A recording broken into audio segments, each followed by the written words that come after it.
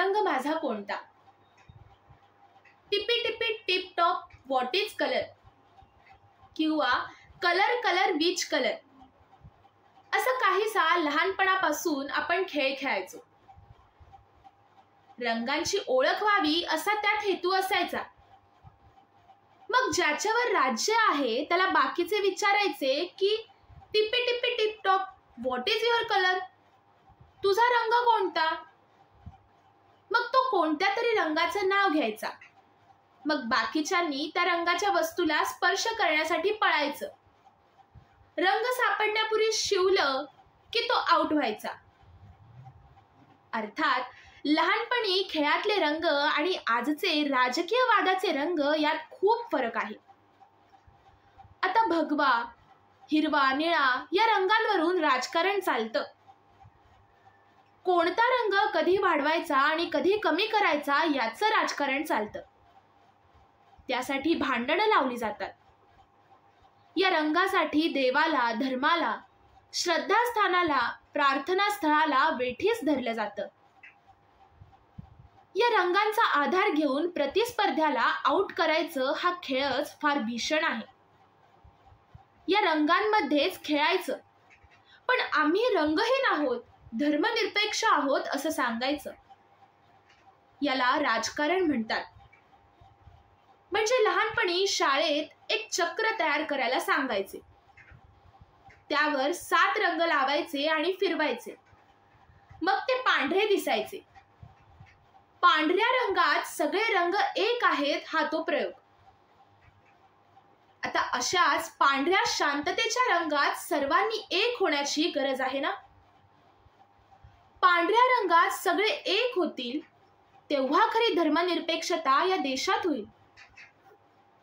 त्यासाठी खऱ्या रंगांची ओळख होणं गरजेचं आहे. कधी कधी मला रंगच कळत नाही.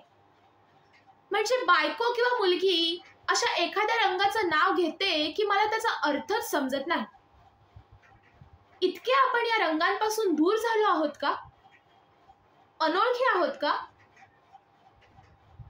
परवाचीच गोष्ट. मला गॅदरिंगसाठी राणी कलरची साडी हवी आहे असं मुलीनं सांगितलं. आता हा राणी कलर काय प्रकार आहे? शाळा कॉलेजमध्ये राजा, राणी, प्रधान यांना कधी रंग देण्यास सुरुवात झाली? राणी एकतर काळी असेल, सावळी असेल किंवा मग गोरी असेल. मग काळी, पांढरी, फिकट काळी अशी काहीतरी साडी असेल अशी कल्पना माझी होती. पण तिनं राणी कलर म्हणून जी साडी आणली ती जवळपास लाल, गुलाबी किंवा गुलमोक्षी रंगाच्या जवळ जाणारी होती. मग याला राणी कलर का म्हणतात? कदाचित सुंदर आरसपानी गोऱ्या रंगाच्या नाजूक राणीच्या गालावर लाजेनं चूर झाल्यावर तसा रंग उमटत असावा. पण असा रंग कोणत्याही सुंदर स्त्रीच्या चेहऱ्यावर येऊ शकतो. त्यासाठी राणी कलर का म्हणायचं हे लक्षात आलं नाही. पण राणी कलरची साडी दाखवा म्हटल्यावर दुकानदारानं बरोबर काढून दाखवली. तेव्हा समजलं आपण किती अडाणी आहोत ते. रंगांच्या बाबतीत आपण अडाणीच आहोत. म्हणूनच कदाचित आपल्याला राजकारण समजत नसावं. कारण नेमका कोणता रंग केव्हा हातात घ्यायचा आणि उगवत्या रंगाला पुजायचं हेच समजत नाही. पण त्या दिवशी जाणीव झाली की आपल्याला बरेच रंग कळत नाहीत. त्यानंतर असे कोणते रंग आहेत त्याचा शोध मी घेण्याचा प्रयत्न केला. मग तुला कोणत्या कोणत्या रंगाची साडी हवी आहे हे सांग, आपण आणून ठेवू, ऐनवेळी पळापळ नको असं मुलीला विचारलं. तेव्हा तिनं अनेक अनोळखी पण ओळखीचे रंग सांगितले.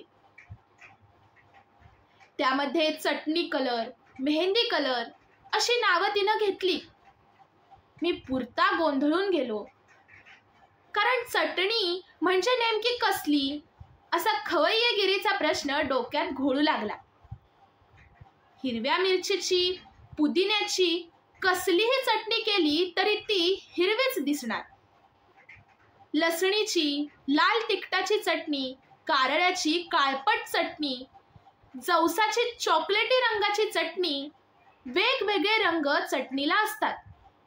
मग चटणी कलरची साडी असं का बोलायचं? सगळंच अनाकलनीय. पण चटणीच्या ऐवजी हिरवा, लाल, करडा, चॉकलेटी असा उल्लेख केला असता तर मला सहज समजलं असतं. पण आपला नेमका कलर कोणता आहे हे कळता कामा नये, तरच समोरच्याला आउट करता येईल ना. व्यावहारिक जीवनात असा टिपी टिपी टिप टॉपचा खेळ खेळला जात असतो हे फार उशिराच समजलं बहुधा. आता मेहंदी कलर म्हणजे काय? म्हणजे रंगलेली लाल मेहंदी की भिजवलेली ओली हिरवी मेहंदी? कुठला रंग नक्की? गोंधळ वाढतच होता. त्याच वेळी एक घटना समोर आली. जून महिन्यात शाळेत प्रवेश मिळवण्यासाठी 3-4 वर्षांच्या मुलांचे इंटरव्ह्यू सुरू झाले होते. खरं तर कायद्यानं बंदी घातली आहे अशा इंटरव्ह्यूवर, पण त्याला वेगळं नाव देऊन पालकांसमवेत इंटरव्ह्यू घेण्याचे प्रकार वाढीस लागले आहेत. अशाच एका मुलाला त्या शाळेच्या बाईंनी प्रश्न विचारायला सुरुवात केली. तुला रंग ओळखता येतात का? तो मुलगा अत्यंत निरागसपणे बोलत होता. हो, मला येतात रंग ओळखता. मग बाई म्हणाल्या, मग सांग, तुला कोणते कोणते रंग माहिती आहेत? त्या निरागस बालकानं सांगितलं की लाल, पांढरा, निळा, गुलाबी, हिरवा वगैरे वगैरे. मग बाईंनी त्याला ऑरेंज कलर माहिती आहे का विचारले. आता हा एक गोंधळात टाकणाराच प्रश्न असतो. केशरी, भगवा, ऑरेंज, नारंगी हे किती एकाच सारखे दिसणारे रंग आहेत ना. तरी त्यानं पटापट सांगितलं. मग त्या मॅडमनं विचारलं की कलिंगडाचा रंग कोणता असतो? आता त्या मुलाला प्रश्न पडला की काय उत्तर द्यायचं. मग त्यानंच त्या मॅडमना प्रश्न विचारला, आतून की बाहेरून? ह्यावर मॅडम निरुत्तर झाल्या. हा निरागसपणा आणि खरेपणाचा प्रश्न विचारायची ताकद सामान्य माणसात आली तर नेमका कोणता कलर अपेक्षित आहे हे समजेल. श्रोते हो, कसा वाटला आजचा विषय? व्हिडिओ आवडल्यास व्हिडिओला लाईक करा, चॅनलला सबस्क्राईब करा, व्हिडिओ शेअर करा आणि कमेंटमध्ये नक्की कळवा. ज्ञानाचा प्रत्येक रंग आपल्या मनात साठवून पुन्हा भेटूया इंद्रधनुच्या पुढच्या भागात. शिकत रहा, वाढत रहा, पुढे जात रहा आणि इंद्रधनुला नेहमी सोबत ठेवा.